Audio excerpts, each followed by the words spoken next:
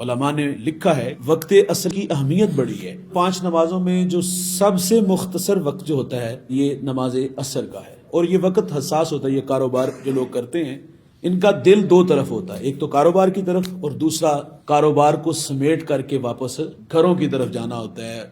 ظاہر ہے گھر کے لیے خرید و فروخت بھی کرنا ہوتی ہے. اور یہاں پتہ چلے گا نا کہ سچی محبت مال سے کرتا ہے، اولاد سے کرتا ہے یا اپنے رحمان سے کرتا ہے.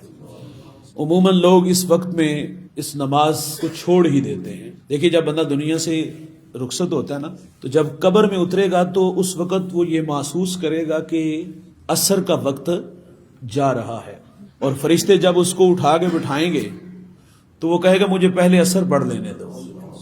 یہ ایک بات اس کی بخشش کا سبب بن جائے گی.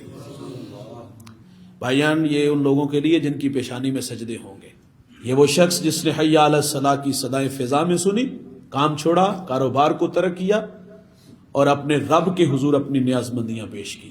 میرے نبی فرماتے جس کی عصر قضا ہو گئی اس نے اپنا مال بھی برباد کر دیا اور اپنی اولاد کو بھی برباد کر دیا.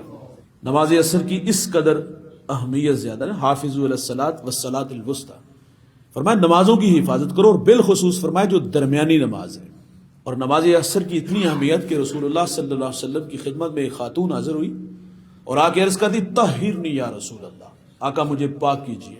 اس کا گناہ بڑا تھا. اس نے عرض کیا کہ حضور گناہ کا اظہار کرتے ہوئے کہ میں شادی شدہ ہوں، میرا شوہر دیار غیر چلا گیا، اس دوران جو ہے وہ نفس پہ قابو نہ رکھ سکی، مجھ سے زنا ہوا، حاملہ ہوئی، بچہ ہوا، تو میں نے اس کو مارے غیرت کے قتل کر دیا. اور عرض کی کہ حضور میرے پاس سرکے کا مرتبان تھا، میں سرکہ بیچ کے اپنا بسر اوقات کرتی تھی، تو میں نے اس بچے کو ذبح کر کے اس مرتبان میں پھینک دیا اور گندا سرکہ بیچتی رہی.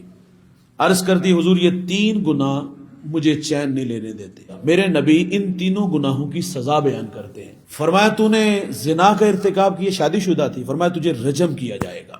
تو نے ایک انسان کو قتل کیا، میری شریعت میں تجھے قتل کیا جائے گا. تیسرا فرمایا کہ تو نے گندا سرکہ بیچا، فرمایا اس کی تو اللہ سے معذرت چاہ.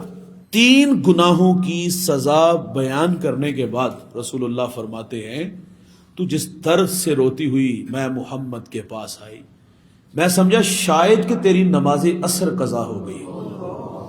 کتنی ہوتی ہیں بھائی، افسوس ہوا، معذرت سے کہوں گا.